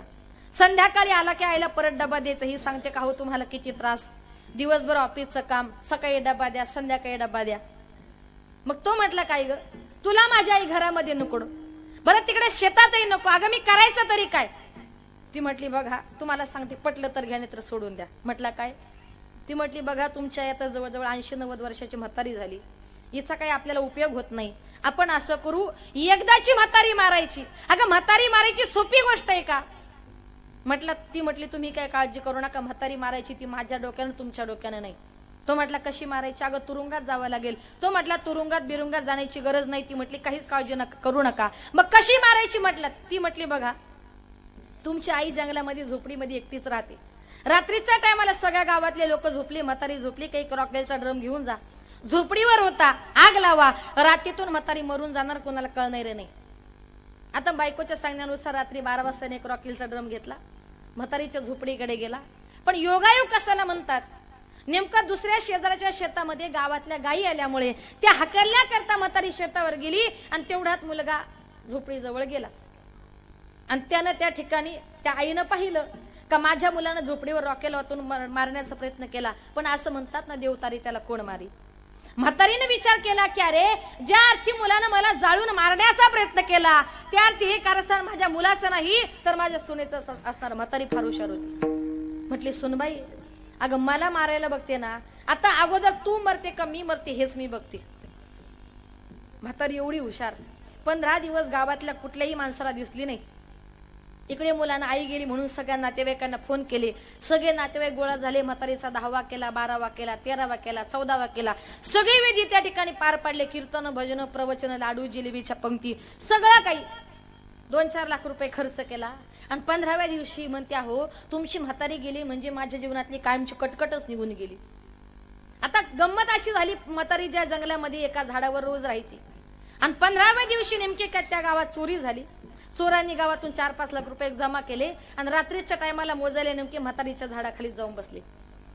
आणि रात्री 2 वाजता त्या चोरांनी पैशाचे 4-5 वाटे केले. त्याच्यातले एक चोर म्हणतो का रे या गावातून आपल्याला 5 लाख रुपये मिळाले, या 5 लाखातला पहिला वाटा कोण उचलणार? म्हातारी रात्री 2 वाजता झाडावरून म्हणते याच्यातला पहिला वाटा मी उचलणार. असं म्हटलं चोर थांबले का हो? भूत भूत म्हणून जे पळत सुटले का? 5 लाख रुपये टाकूनच पळाले. म्हातारी इतकी हुशार झाडावरून पटकन खाली उतरली. 5 लाखाचं चांगलं मोठं गाठोडं बांधलं. पहाटे पहाटे घरी आल्यावर दारावर थाप टाकली. मुलांना दार उघडलं. मुलगा घाबरला. म्हटलं काय गाई अगं झोपडीला आग लागून तू अचानक स्वर्गामध्ये गेली होती आणि स्वर्गातून परत आली कशी काय? ती म्हातारी म्हटली बाळा अरे स्वर्गातून फार लांबचा प्रवास करून आले. रात्री 9ला निघाले पहाटे 4 वाजले पोहोचायला. पहिलं पाणी दे नंतर तुला सगळं काही थांब सांगते. म्हातारी खाली बसली. म्हातारीनं पाणी पिलं. सुनबाई लगेच जवळ बसली. मुलगा म्हटला काय गाई? रडू लागला. आई अगं झोपडीला अचानक आग लागून तू स्वर्गामध्ये गेली, स्वर्गातून परत खाली आली कशी काय? म्हातारी म्हटली बाळा अरे मी स्वर्गामध्ये गेले तिथे तुझे बाबा भेटले. मग बाबा काय बोलले? बाबांनी सांगितलं माझ्या रामची स्थिती कशी आहे. मी सांगितलं फार वाईट आहे, 2 टाइमचं अन्न सुद्धा खायला मिळत नाही. म्हाताऱ्याने सांगितलं म्हातारे काही कर आताच्या आत्ता खाली जा ना, माझ्या रामला एवढे 5 लाख रुपये देऊन म्हणून बाळा तुझ्या करता तुझ्या बापानं 5 लाख रुपये पाठवलेत. तुझ्या करता 5 लाख घेऊन आले. 2-4 दिवस राहणार आहे आणि परत स्वर्गात जाणार आहे. सुनबाई जवळच होती. म्हटली आत्याबाई अहो तुम्हाला स्वर्गामध्ये यांचे वडील भेटले, मग माझे आईबाप नाही का भेटले? म्हातारी म्हटली भेटले ना. कसे आहेत होते? अगं काय सांगू त्यांची अवस्था अगदी नरकात पडलेत. यम त्यांना किती मारतोय किती झोडतोय. पण हा तुझ्या आई बापाने एकच सांगितलं का बहीणबाई तुम्ही खाली चालल्या ना, बरं गेल्या वर्षी तुम्ही 2-4 दिवस मुक्कामाला राहा आणि आमच्या मुलीला जरा आम्हाला स्वर्गात भेटायला पाठवा. म्हटली मला बोलवले? म्हटली हो. मग ती म्हटली सासूबाई तुम्ही आल्या 2-4 दिवस राहा, यांचं डबा पाणी सगळं व्यवस्थित करा, मी पटकन जरा स्वर्गातून जाऊन येते. बरं सुनबाई म्हटली सासूबाई अहो स्वर्गामध्ये जायचे तुम्ही जाऊन आल्या, बरं जायला रस्ता कुठून? उजवा डावा राईट लेफ्ट किती टन मारायचे जायला? म्हातारी म्हटली सुनबाई एकही टन मारायचा नाही, अगदी साधा सोपा सरळ रस्ता. म्हटली कुठला? म्हटलं काही नाही, नवऱ्याला तू झोपडीमध्ये बसायचं, नवऱ्याला रॉकेल होताला सांगायचं, त्याला आग लावायला सांगायची, कितीही चटके बसले सगळे चटके सहन कर, पण एकदा का झोपडीचा तुझा धूर झाला का धुराधुराने माणूस वरती जातो, आई बापाला भेटतो, 4-5 लाख रुपये घेतो परत खाली येतो. म्हटली आत्याबाई तुम्ही 5 लाख घेऊन आल्या, मीही जाते. मी म्हटली 5 लाख घेऊन येते, चांगल्यापैकी घर बीर बांधू म्हटली. त्या ठिकाणी झोपडी मध्ये बसली, नवऱ्याला आग लावायला सांगितली, सगळे चटके सहन केले. जसा का झोपडीचा नीचा धूर झाला, जशी धुराधुरानं वरती गेली तशी परत खाली आली का? मारायला कोणाला गेली? मरावं कोणाला लागलं? म्हणून दुसऱ्याचं वाईट कधी करू नका. जीवन जगताना माणसानं चांगलं जीवन जगा. आणि शेवटी जाताना 1-2 मिनिटं घेते का ज्या छत्रपती शिवाजी राजाने हर हर महादेवा गर्जना करत उभा महाराष्ट्र घडवला, त्या राजांचं गुणगान आपण केलं पाहिजे.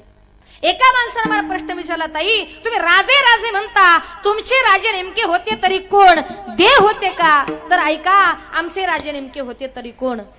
विजय सारखी तलवार चालून गेला, विजय सारखी तलवार चालून गेला, निदळ्या छातीने हिंदुस्तान हलवून गेला, मुठभर मावळ्यांना बरोबर घेऊन हजारो सेताना नडून गेला.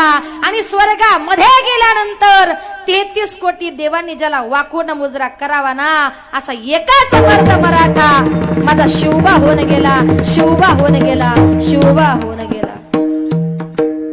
हर हर महादेव, हर हर महादेव, हर हर महादेव. गिरिशिखरी किरीटा परी लहरी भगवा ध्वजा गिरिशिखरी किरीटा परी लहरी भगवा ध्वजा उगवला तारा तिमिर हरा गरजा शिवाजी राजा उगवला तारा तिमिर हरा गरजा शिवाजी राजा उगवला तारा तिमिर हरा गरजा शिवाजी राजा उगवला तारा तिमिर हरा गरजा शिवाजी राजा युगा युगाचा गरदन झालं यवन साखरी करी सरदार यवन साखरी करी सरदार यवन साखरी करी सरदार युगा युगाचा गरदन झालं यवन साखरी करी सरदार यवन साखरी करी सरदार यवन साखरी करी सरदार मराठा मरदा हो मनी कुरदा मराठा मरदा हो मनी कुरदा सटाला चंद्रूच्या भुजा हो सटाला चंद्रूच्या भुजा उगवला तारा तिमिर हरा गरजा शिवाजी राजा उगवला तारा तिमिर हरा गरजा शिवाजी राजा उगवला तारा तिमिर हरा गरजा शिवाजी राजा उगवला तारा तिमिर हरा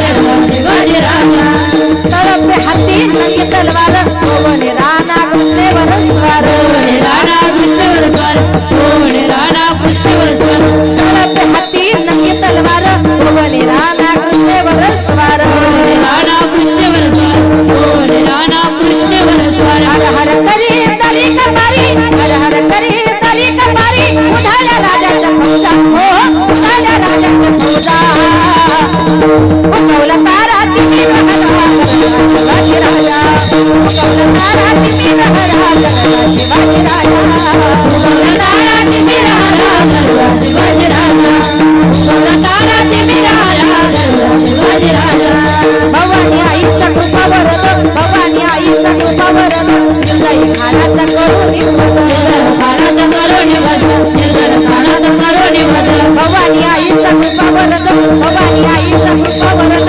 निर्दयी खानाचा करू निवद खानाचा करू निवद निर्दयी खानाचा करू निवद कापुनी यवना करी दिलैना कापुनी यवना करी दिलैना मातीत मिळवल्या पुन्हा हो हो मातीत मिळवल्या पुन्हा उगवला तारा तिमिर हरा उगवला तारा तिमिर हरा गरजा शिवाजी राजा उगवला तारा तिमिर हरा गरजा शिवाजी राजा उगवला तारा तिमिर हरा गरजा शिवाजी राजा गरजा शिवाजी राजा छत्रपती शिवाजी महाराज की जय वीर संभाजी महाराज की जय साईनाथ महाराज की जय वा आज या ठिकाणी श्री साईबाबा मूर्ती स्थापना वर्धापन दिनानिमित्त अखंड हरिनाम सप्ताह तथा ग्रंथराज ज्ञानेश्वरी पारायण सोहळा श्रीमद भागवत कथा ज्ञानयज्ञ सोहळा वर्ष 21वे या 21व्या वर्षामध्ये पदार्पण करत असताना आज या ठिकाणी हबप किशन महाराज बरबडेकर यांच्या प्रेरणेने तसेच कालिदास महाराज पाळेकर वैकुंठवासी हरिभक्तपरायण संभाजी महाराज मारतळेकर यांच्या कृपाशीर्वादाने हरिभक्तपरायण जोशी महाराज हरिभक्तपरायण भाऊसाहेब महाराज पावडेवाडीकर हरिभक्तपरायण गोविंद महादेव पिंपळगावकर हरिभक्तपरायण माणिक महाराज सिडको हरिभक्तपरायण बबू महाराज काकांडीकर तसेच रावसाहेब महाराज धनेगावकर यांच्या मार्गदर्शनाने समस्त ग्रामस्थांच्या सहकार्याने आणि या कार्यक्रमाचे आयोजक आदरणीय डॉक्टर R.S. सावरगावकर यांच्या आयोजनाने चालत असलेला हा भव्य दिव्य नामसप्ताहाचा कार्यक्रम खरंच आज या ठिकाणी मला जवळजवळ मी माझ्या वयाच्या 4थीला असल्यापासून कीर्तन करते शाळेत 4थीला होते तेव्हापासून म्हणजे जवळजवळ मला आता 18-19 वर्ष पूर्ण झाली का मी कार्यक्रम करते त्याला पण खरंच माझ्या 18 वर्षामध्ये एवढं भव्य दिव्य नियोजन मी कुठंच बघितलं नाही म्हणजे खरोखर अतिशय एखाद्या कार्यक्रमाला दृष्ट लागावी असं नियोजन त्यांनी केलं आणि ते केलं तर केलं वैयक्तिक नियोजन आहे कुठल्या गावचाही तो सप्ताह नाही एखाद्या माणसाने एकटं नियोजन करणं म्हणजे काही सोपी गोष्ट नाही निश्चितच भगवंताचा आशीर्वाद साईबाबांचा आशीर्वाद त्यांच्या पाठीशी आहे म्हणून तेही या ठिकाणी कार्य करू शकले आणि म्हणून या ठिकाणी डॉक्टरांना मनापासून खूप खूप धन्यवाद मी या ठिकाणी देईल असंच कार्य त्यांच्याकडून घडत राहो आणि आज या ज्ञानदानाचं कार्य ते तुमच्या सगळ्या संपूर्ण समाजाकरता परिसराकरता करताय, हे त्यांचं खूप मोठं भाग्य असेल. मागच्या वर्षी डॉक्टरांनी मला फोन केला होता, पण माझी मुलगी छोटी असल्यामुळे मला काही यायला जमलं नाही. पण यावर्षी डॉक्टर म्हटले ताई नाही मागच्या वर्षी आले, पुढच्या वर्षी यावंच लागेल. म्हणून त्यांच्या विनंतीला मान देऊन आज या ठिकाणी आपल्या या गावामध्ये या परिसरामध्ये प्रथमतःच मला कीर्तनरूपी सेवा करण्याचं भाग्य मिळालं. आणि त्याच्या निमित्ताने तुमच्यासारख्या सगळ्या मायबापांचं दर्शन या ठिकाणी मला घडलं. त्याबद्दल डॉक्टर साहेब आणि त्यांचा घरातील संपूर्ण परिवार म्हणजे अतिशय मेहनत अतिशय कष्ट घेतात. कीर्तनकार असेल, गायक असेल, वादक असेल, वारकरी असतील, प्रत्येकाला स्वतःच्या हाताने त्या ठिकाणी अन्नदान ते करत असतात. म्हणजे आज या ठिकाणी एवढा मोठा त्यांचा परिवार आहे, पण कुठल्याही प्रकारचा गर्व नाही, अभिमान नाही. त्यांच्या परिवाराच्या देखील या ठिकाणी मनापासून खूप खूप या ठिकाणी आभार मानेल. आणि या कार्यक्रमाकरता ज्यांनी 2 तास मृदुंगाची सेवा दिली ते महाराष्ट्रातील एक नामवंत मृदुंगाचार्य आमचे आदरणीय हरिभक्तपरायण सचिन महाराज. खरंच आज त्यांनीच मला फोन करून ही कीर्तनाची तारीख दिली. बरेच कार्यक्रम त्या ठिकाणी हँडल करतात. सचिन महाराजांचे देखील या ठिकाणी मनापासून खूप खूप आभार मानेल. खूप सुंदर मृदुंग ते वाजवतात. आणि महिला कीर्तनकारांमध्ये ज्यांचं महिला मृदुंग वादकमध्ये ज्यांचं महाराष्ट्रात खूप मोठं नाव आहे ते हरिभक्तपरायण यशोदाताई साळुंके यांचे देखील या ठिकाणी मनापासून आभार मानेल. खूप सुंदर ती सांगते पुढचं बोलू नको, तिचं लग्न झालंय बरं का. नाशिकच्या सुनबाई त्या आहेत, तुळजापूरच्या आहेत प्रॉपर, पण नाशिकच्या सुनबाई त्या आहेत. त्यांचे कपडे तसे आहेत बरं का, असं पहिल्यापासून. नवऱ्याने देखील आहे तशी स्वीकारली यशोदा. ती म्हटली सांगू नको म्हणून मुद्दाम सांगितलं, काही टेन्शन. यशोदाताईंना देखील या ठिकाणी खूप मनापासून आभार मानेल. या ठिकाणी ज्यांनी सुंदर गायनाचं काम केलं त्या अतिशय गुणीजन गान कोकिळा हरिभक्तपरायण नंदिनीताई सांगळे, ज्यांनी खूप सुंदर गायनाचं काम केलं, ज्यांचा आवाज खूप गोड आहे, त्या आमच्या आदरणीय हरिभक्तपरायण राणीताई दौंड. आणि आवाजही तितकाच गोड त्यांचा आहे. आणि आमच्या वारकरी संप्रदायामध्ये ज्यांना डुप्लिकेट गोदावरीताई मुंडे म्हणतात त्या आमच्या मंगलताई गतीर, या 3ही कलाकार आपल्या गावात आले, आपल्या सगळ्यांना मंत्रमुग्ध केलं. त्या तिघींनाही या ठिकाणी आभार धन्यवाद देऊ तेवढे थोडेच आहेत. तिघींचे मनपूर्वक आभार मानते. तिघी म्हणजे अतिशय साध्या, अगदी कुठल्याही प्रकारचा गर्व नाही, काय नाही, अतिशय मिळून मिसळून राहणारे. आमचं सगळ्यांचं वातावरण म्हणजे अगदी मैत्रिणीसारखं आहे बरं का. आणि म्हणून इकडे असलेल्या आमच्या ताई असतील, बाकीच्या या सगळ्या माता भगिनी, आदरणीय हरिभक्तपरायण गीते बाबा यांनी हे महिला मंडळ या ठिकाणी आणलेलं आहे. बाबा तुम्हाला देखील मनापासून खूप खूप तुमचे आभार मानेल. का महिला सप्ताह म्हटला, एवढ्या महिला गोळा करायची म्हणजे सोपी गोष्ट नाही, पण खरोखर ज्या माता या ठिकाणी उभ्या आहेत, पण खरंच भाग्य असावं लागतं बरं का या स्टेजवर उभं राहायला. तुम्ही सगळ्या खूप भाग्यवान आहात. सगळ्यांना या ठिकाणी खूप मनपूर्वक आभार मानेल. 2 चोपदार या ठिकाणी आहेत, आपण बघितलं असेल किती छान त्या 7-8 दिवस आपल्या गावात या ठिकाणी नाचू कीर्तनाचे रंगी ज्ञानदीप लावू जगी. सुंदर 2ही चोपदारांना या ठिकाणी खूप खूप धन्यवाद. विनेकरी आई असतील, विनेकरी आई इकडे असलेले विनेकरी बाबा ते देखील खूप सुंदर नाचतात. तुम्हाला देखील मनापासून खूप खूप तुमचे आभार मानेल. आणि या ठिकाणी कीर्तनकार आल्याबरोबरच एंट्रीला ज्यांचं खूप सुंदर प्रकारे स्वागत केलं जातं ते आमचे तुतारीवाले आमचे दादा. आज त्यांच्याकडे जर बघितलं तर छत्रपती शिवाजीराजांची आठवण आल्याशिवाय राहत. काय सुंदर पेहराव त्यांचा आहे आणि खूप सुंदर वातावरणात त्या ठिकाणी गोड तुतारी ते वाजवतात. कीर्तनकारांचं स्वागत खूप सुंदर प्रकारे करतात. आपल्या दोघांनाही खूप खूप धन्यवाद. आमचा आवाज तुमच्यापर्यंत ज्यांनी पोहोचवला, गोड सुंदर सिस्टीम दिली, सुंदर ऑपरेटिंग केलं दादा, तुम्हाला देखील मनापासून खूप खूप धन्यवाद. आणि तुम्ही सगळा श्रोतूवर्ग या कार्यक्रमाला अगदी मोठ्या संख्येने उपस्थित झालात, कार्यक्रमाची शोभा वाढवली. माझ्या माता भगिनी असेल, पुरुष वर्ग असेल, तरुण मंडळ असेल, आज नजर पुरत नाही एवढी गर्दी या ठिकाणी तुम्ही सर्वांनी केलेली आहे. कोणी उभं राहून, कोणी बसून, म्हणजे खूप मोठ्या आनंदाच्या उत्साहाच्या वातावरणात ही सेवा पार पडली. खरंच म्हणजे तुमच्या सगळ्या श्रोत्यांकडे बघून मला असं वाटतंय की आज या ठिकाणी जवळजवळ 12 वाजत आलेत बरं का, पण तुमच्या प्रत्येकाच्या चेहऱ्यावर कीर्तन सुरू झाल्यापासून जो आनंद होता तो अजूनही प्रत्येकाच्या चेहऱ्यावर तसाच आहे. कोणालाही आळस नाही, कोणालाही कंटाळा नाही. म्हणजे तुमच्याकडे बघून मला असं वाटतंय अजून जरी 2 तास कीर्तन केलं कोणालाही झोप लागणार करायचं का? मग आहे तयारी नक्की पुढच्या वर्षी. आनंद वाटला खरंच, अतिशय उत्साहाचं आनंदाचं वातावरण आहे. सगळ्या श्रोत्यांच्या मनापासून या ठिकाणी आभार मानेल. या कार्यक्रमाचं ज्यांनी 2 तास व्हिडिओ शूटिंग केलं त्या भाऊंचे देखील या ठिकाणी मनापासून आभार मानेल. माझे पती श्री प्रकाश पाटील ते देखील या ठिकाणी उपस्थित आहे, त्यांची साथ आहे म्हणून तर मुंबईहून इथपर्यंत आले. त्यांचे देखील या ठिकाणी मनापासून आभार मानते. माझे भाऊ आमच्या संस्थेवर देखभाल करणारे आमचे शिवाजी भाऊ गिरी परळी वैजनाथचे ते देखील या ठिकाणी आले आणि 2 तास माझी 2 वर्षाची मुलगी आहे समोरच बसली, तिला 2 तास सांभाळायचं काम त्यांनी केलं. माझी छोटी आहे ती मुलगी, भगवंताची कृपा एवढ्या लांब तिला घेऊन आले. आता उद्या परत सिंधुदुर्गला कीर्तन आहे, गोव्याकडे तिकडे जायचं आहे. समोर बसलेली माझी वारकरी संप्रदायातील वारकरी मंडळी, महाराज मंडळी, बोलताना माझ्याकडून जर काही चुकलं असेल, तुमची मुलगी चुकली असं समजून मला माफ करा. जे काही चांगलं असेल ते तुम्ही घेण्याचा प्रयत्न करा. झालेली सेवा साईबाबांच्या चरणी समर्पित करून सेवेला पूर्णविराम देते. सगळ्यांनी आपले दोन्ही हात वरती करा. 2 मिनिटं, आज शेवटचा दिवस आहे. वा, शूटिंग घ्या भाऊ जरा सगळ्यांची. वा, किती सुंदर. सगळ्यांनी ज्याला ज्याला दिले त्यांनी व्यवस्थित हात वरती करा. पखवादे नाही, पखवादे सोडून. ज्ञानोबा माऊली तुकाराम, जय जय ज्ञानोबा माऊली तुकाराम, ज्ञानोबा माऊली तुकाराम, ज्ञानोबा माऊली तुकाराम, ज्ञानोबा माऊली तुकाराम, जय जय ज्ञानोबा माऊली तुकाराम, ज्ञानोबा माऊली तुकाराम, जय जय ज्ञानोबा माऊली तुकाराम. सूर्य गोला प्रकाश पडला आडवा डोंगर तयाला माझा नमस्कार.